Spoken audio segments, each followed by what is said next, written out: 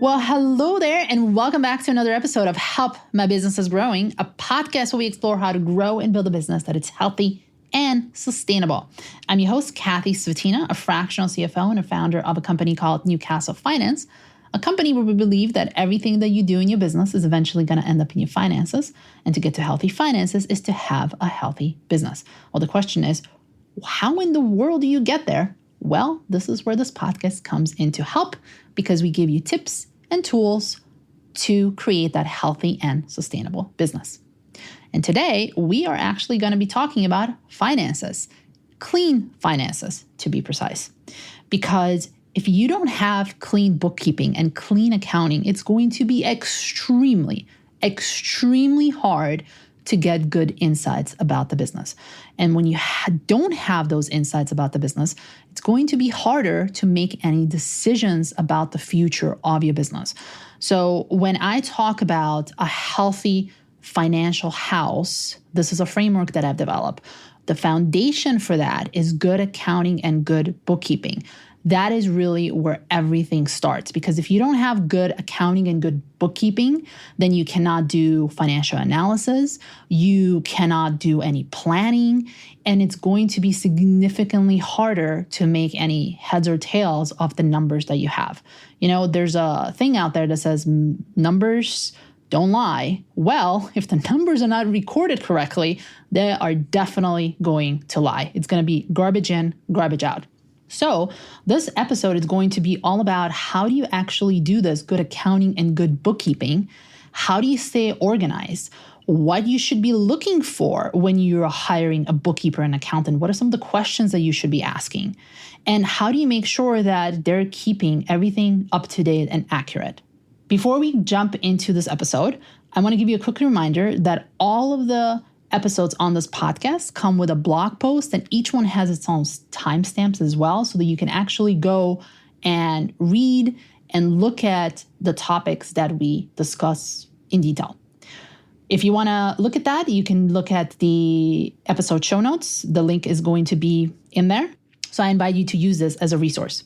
My guest today is Jennifer Yousem. She started her career in equity research by pivoting into corporate finance for enterprise media and advertising companies, and led teams in strategic and operational finance at Sony, Paramount, Clear Channel, and Daily Mail. After 20 years in the corporate world, she now helps small businesses with their accounting and bookkeeping via her company called I Heart EBITDA. Join us.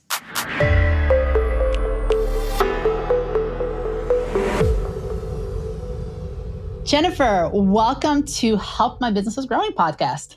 Thank you for having me. I'm very excited to be here. Thanks so much for being here. And, you know, as I was looking, we're almost at 100 episodes of the podcast. And we have barely even scratched the surface when it comes to finance topics. So I am so excited every time I have someone from the finance industry on this podcast, because we're going to be diving deep into some of the very, very important topics. And let's start here with messy books, because I think it's such an important thing to start this conversation, because obviously, you know, for someone who comes from a finance background like we do, it's very easy for us to understand what is a messy book and what it isn't, and how it actually impacts the business. But for people who don't know that, like who are not coming from a finance background like we are, let's first talk about why are messy books a problem, and then how do we identify them? Like, how would someone who has no idea what a messy book is, how would they see that? Can we start there, please? Well, interesting. If you don't know much about finance, you probably don't know that your books are messy. And the first time that you're going to hear about it is likely going to be somebody outside your organization. You're either going to apply for a loan or a line of credit, or you're going to your CPA to file taxes. They are going to tell you your books are a mess. So I think it's one of those, you don't know what you don't know. Yep. But unfortunately, you tend to find out your books are a mess at a crucial, critical time. And that's what makes it so dangerous. Yeah, I definitely agree with that. And I've seen this with business owners, that they do have some indication that something might not be right is, for example, the bookkeeper hasn't maybe updated their books in a long time, or maybe the cash doesn't reconcile to what's actually in the statement, or just simply they have no idea what's really going on. I don't know how to read this. It just doesn't make sense to me. What's interesting is, and I say this all the time, profits hide bad process. So for businesses that have been successful or even moderately successful, money in the bank equals my books are fine. People are getting paid. I'm getting paid. Things seem okay. Then the business takes a downturn, or on another note, the business is doing well, but the cash isn't going up. Yep. That's when people start to kind of question and say, I don't understand what's happening. I have 2 times more clients than I did 6 months ago, and my bank balance is the same. So those are the questions. They may not really understand messy books, but they do understand that something's amiss. Yep. And when something's amiss, that means you are not having the money that you really needed to be in your pocket for whatever reason it might be, because maybe you're completely bleeding and you have a lot of expenses, or maybe because you are not actually collecting the payments that are due to you from your clients. That could be too, like looking at your accounts receivable. There's so many things that can go wrong. But you've been working with people who have messy books and you have been fixing it. What are one of the main things that you see that people's books struggle with? Like, what is that red line that you constantly keep seeing? The thing that we spend most of our time working with clients on and explaining to them is really the difference between what their operating expenses are and what those fixed costs are and what their variable costs are. Getting them to understand that, because for most people, it's I made this, it cost me this, and I have this left over. So when they start to scale, they don't really understand. Only some of those expenses scale with revenue growth. And I think it's really important for people to understand what their net is that they need to cover every month, regardless of sales. And that's one version of messy books. You touched on another one, which is for many business owners, once the sale is done, they're woohoo. You and I know a sale really isn't done until we've invoiced, done the work, collected. So, right, invoicing isn't enough, right? We need to get that money. And especially these days, I don't see a lot of people paying early or super eager to pay their bills. Sometimes it takes a little nudge. Yeah. And this is especially important if you are working with businesses that are larger, like corporations, enterprise businesses, because they can have their own payment terms. So you might have, net 10 in your business or net 30 or whatever you might have, something that's hopefully within a month, maybe earlier. But some of the corporations might actually be paying on a net 60, net 90. I have also seen net 180, if you believe it. It's just been awful. Oh, net. What's interesting is I used to see, all right, if it was net 60, okay, they pay at 90. Fine. But you're right. I am now seeing actual terms with very large corporations at net 120 and net 180. Yep. And we spend a lot of time talking to our clients about the cost of doing business with those types of corporations, because the reality is you are a small fish. So you have to decide if the terms are worth it. If you can cash flow that, if you can't, I have a lot of clients that'll say, well, I have to do business with X. Like they're a huge, I don't mean X literally. I mean X, a company. I really want to do business with them. And I'm like, okay, can you afford to be out of pocket for 6 months? Yeah. It might be exciting to land a client that is really, really big. And once you start talking to their accounts payable department, because that's what they have in those businesses, We might even have to go through their preferred vendor process. I mean, there's so many things that need to happen for a big business to actually get you paid that it might just not be worth it. And that is the decision that you have to make on your own. And if you do decide to go with those type of companies, you have to be able to support that in your business. Maybe you'll have to rely on more on your line of credit. I mean, it could be, or Yes. you have the savings that back you up. So there's all these decisions that you need to make before you actually start working with these big businesses. And particularly in agency models where you have sequential liability, that's an additional layer of, they're like, well, I have net 30 with the agency. I'm like, okay, but the agency has net 90 with the client. So they're not paying you until they get paid.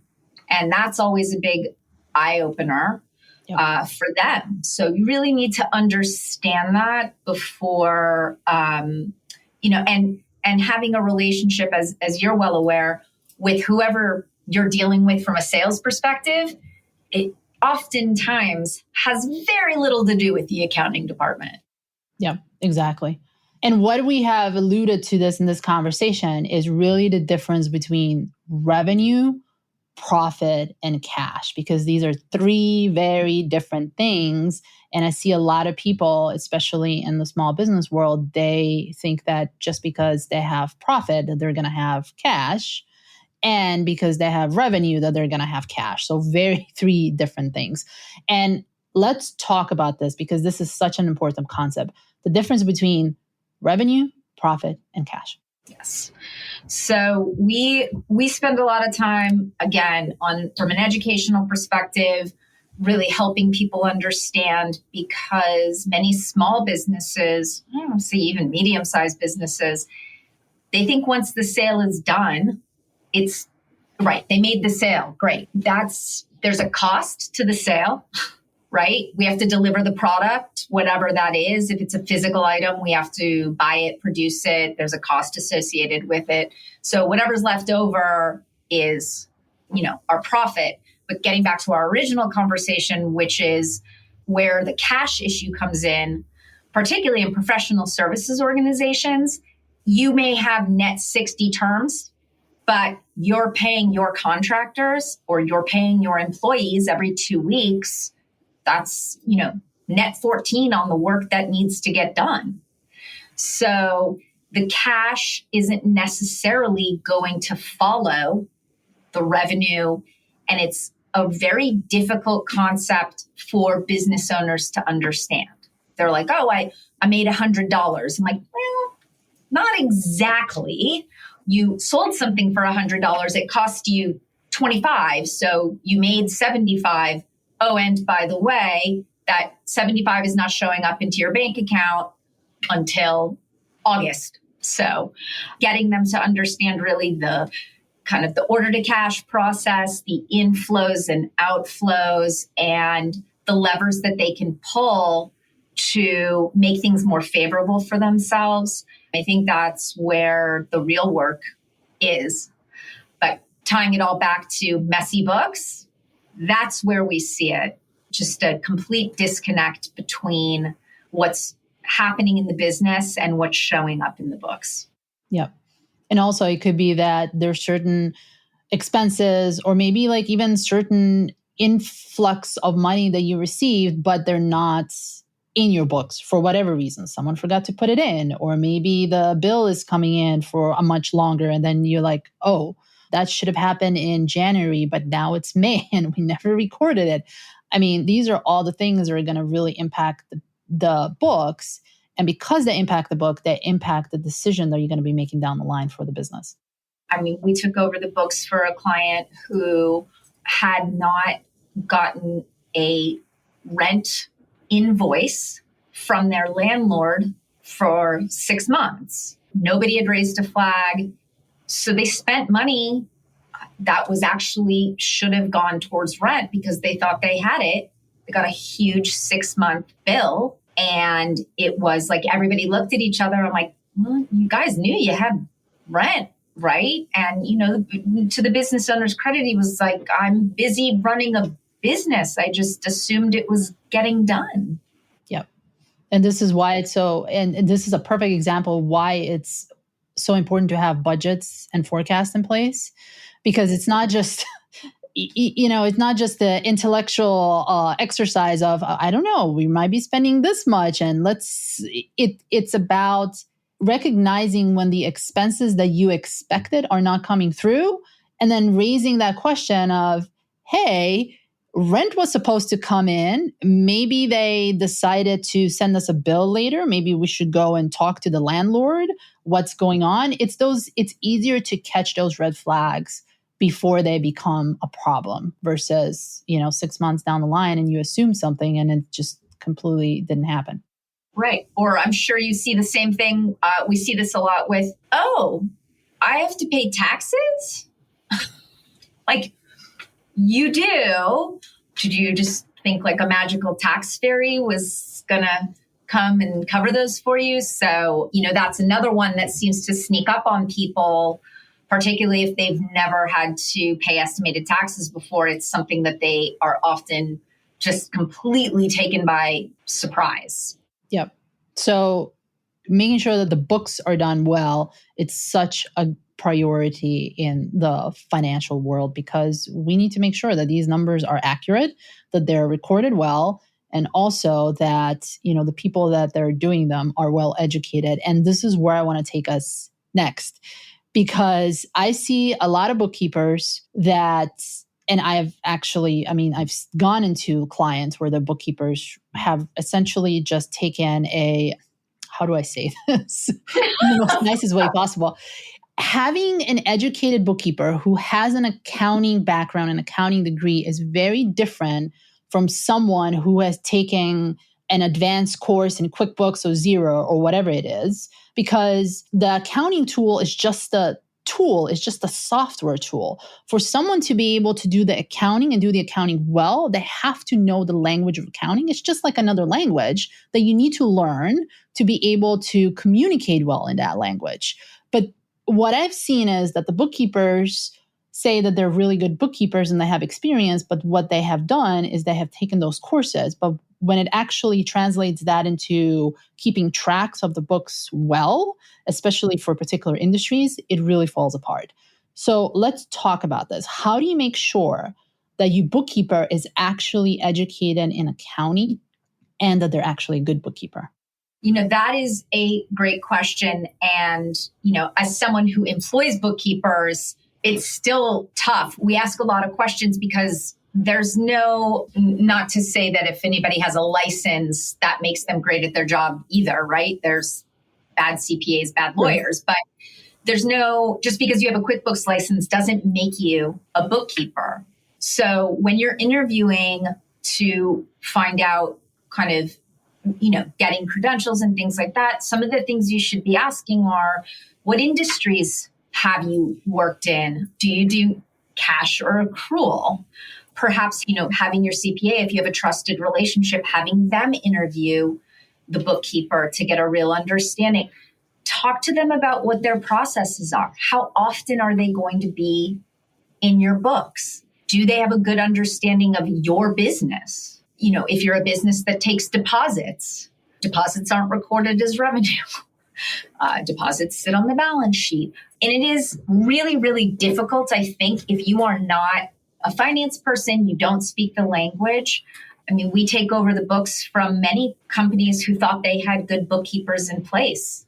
And so I think asking for references, and if you have somebody who is knowledgeable, having them, sit in on those discussions to ask some of the right questions.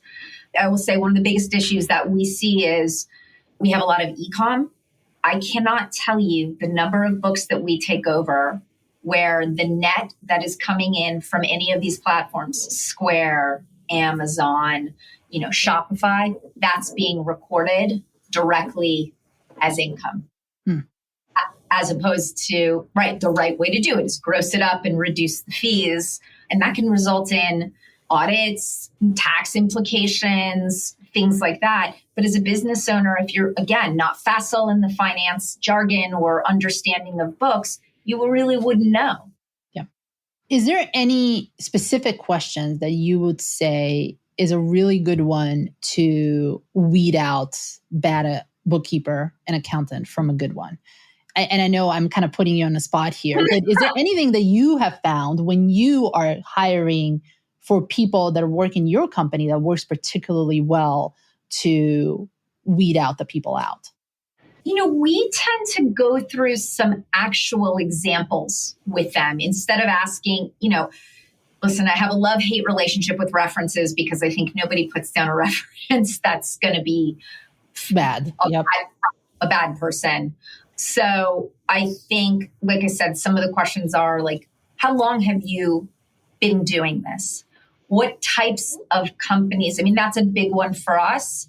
If you've been doing the books, a lot of people be like, oh, I've been doing the books for my household for years. But no, not the same.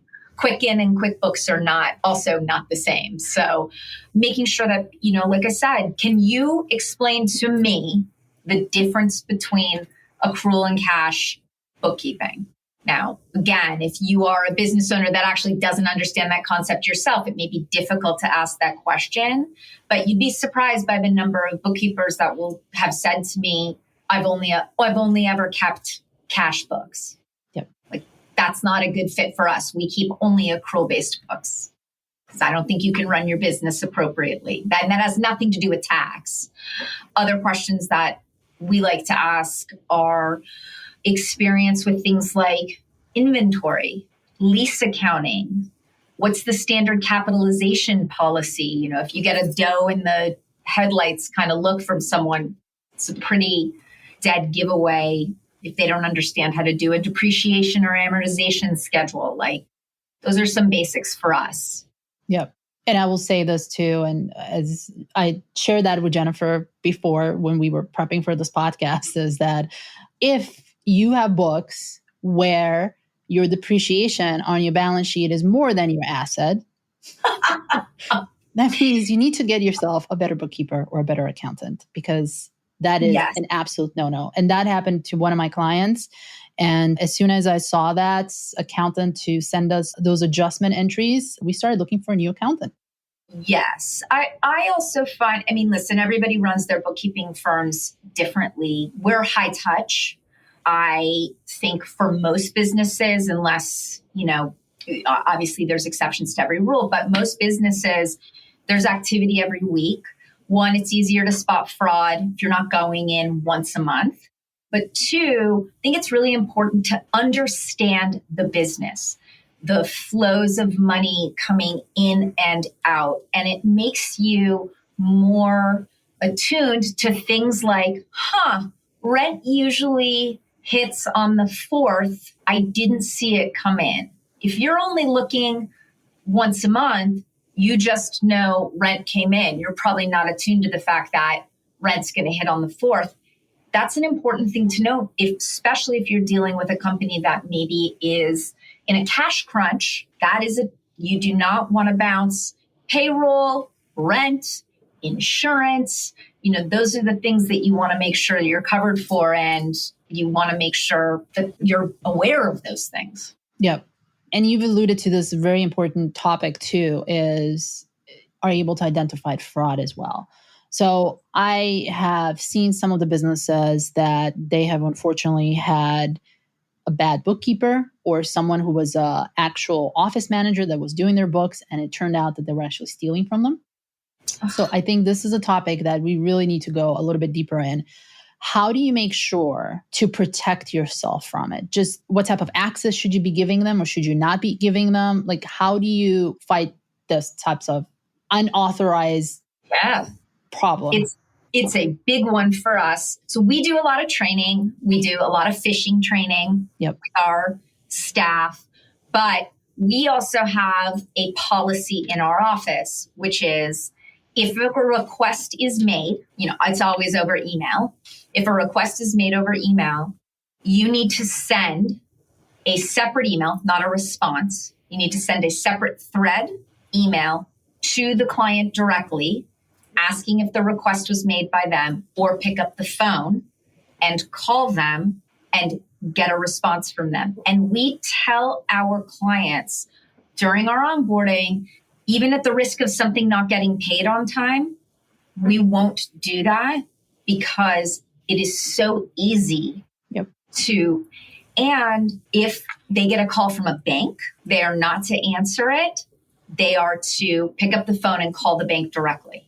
Because we've had that happen quite a few times where the bank has called and said, I'm seeing a wire. I just want to confirm it's a fake call, or I need to change the routing on my paycheck this month, right? Reach out directly to that individual and find out.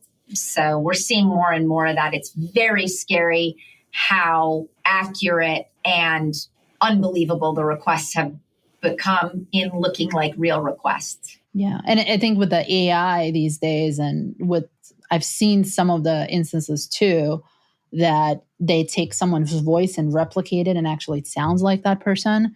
Terrifying. So it's absolutely terrifying, the technology that it's available these days. And that's where calling the person back and truly verifying it was that you. I know it's an extra step. It might be annoying, but it might save you a lot of grief down the line. And I would also say, if you're interviewing a new bookkeeper, it's okay to put controls in place until you've gotten to a comfort level. And we have many of our clients where we have controls in place where we can enter the bills. The bills have to be approved for payment by someone else. And then we can issue the payment once they've been approved. But we don't have those controls in place where we can enter the payment and also make the payment. In most situations, we have something in place. Yep. And that is that is called the internal controls. And the more the company grows and the more you need to put those in place, because there needs to be a separation of duties, that someone who is entering the bill, paying it, or reconciling, there should be at least two people in between to make sure that that is an actual bill, obviously, and that the vendor is correct. And also that, someone is not fictitiously doing the vendor, approving them, paying them, and it goes into their bank account. I mean, I have seen that happen too. It's just terrible. Yeah. I mean, in the other, kind of our office policy is we won't pay anyone without having a WABEN or a W-9, on record.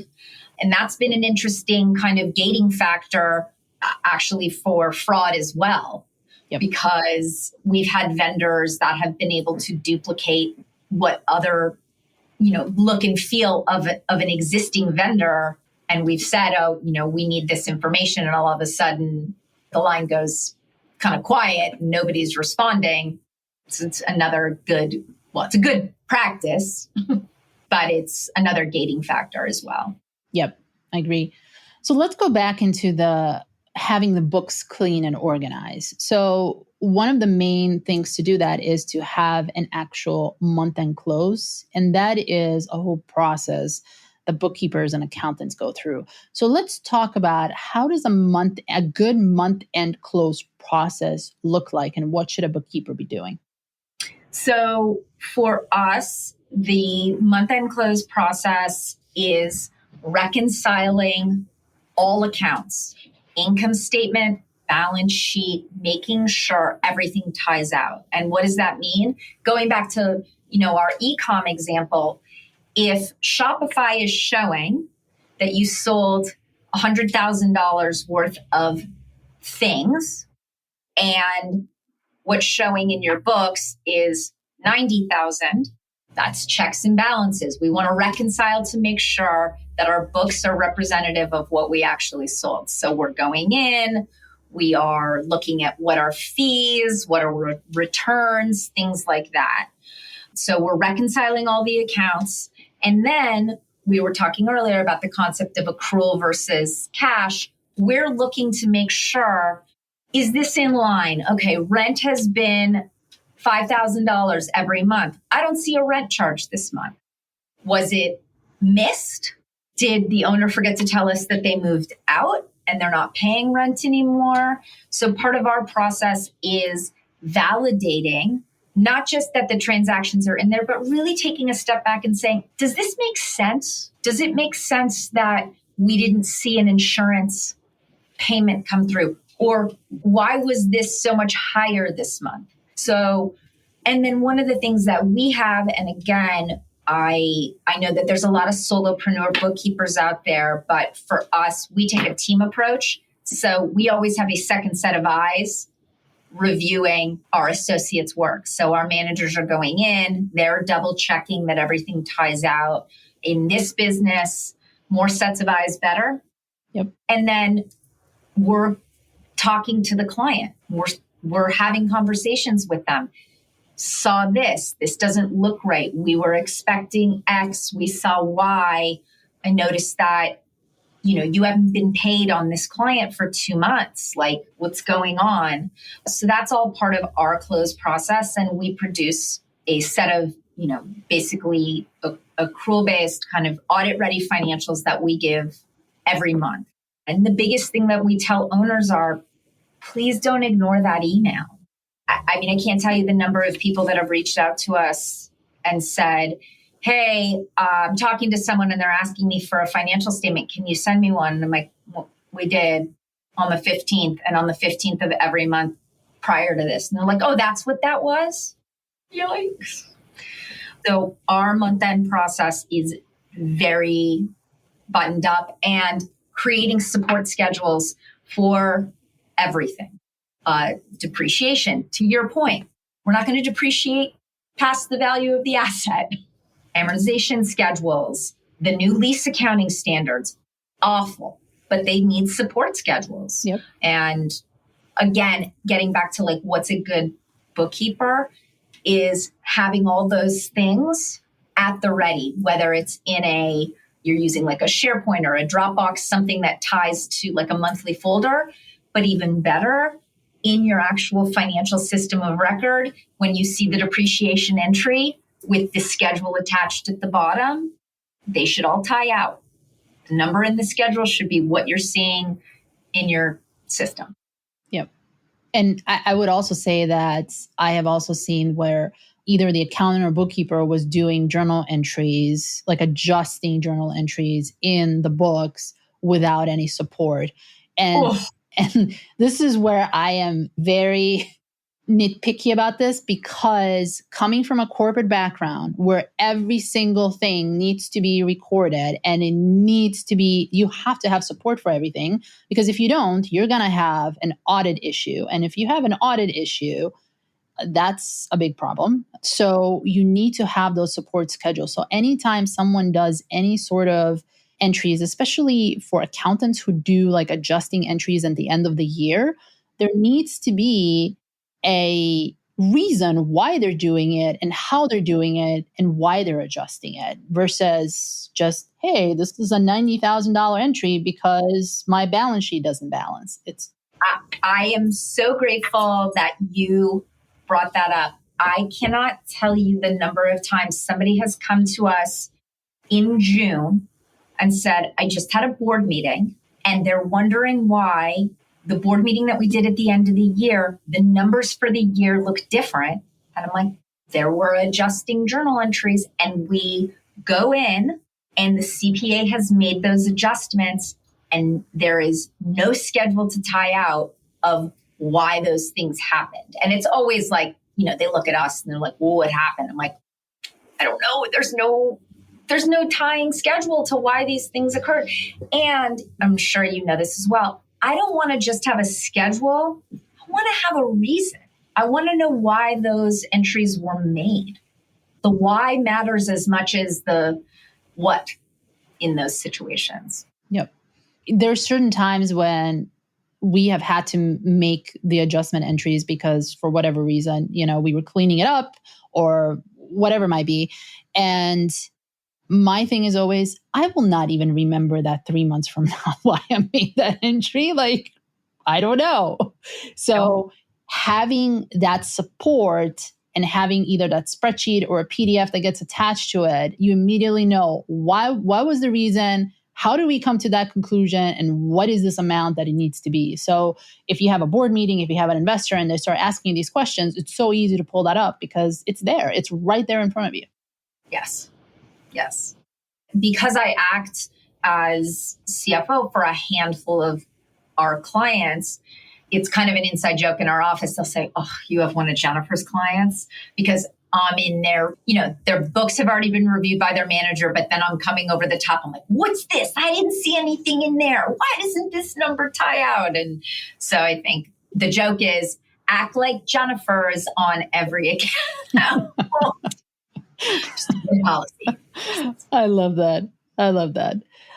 So Jennifer, we have talked a lot about, the difference between revenue, profit, and cash, and accrual versus cash accounting, and, all these different schedules. But if someone is in there and they're saying, well, I think my books are done okay. I don't know. There's a couple of questions that I have, but I have no idea whether they're done well or not. This seems a little bit weird, but I'm not an expert in this.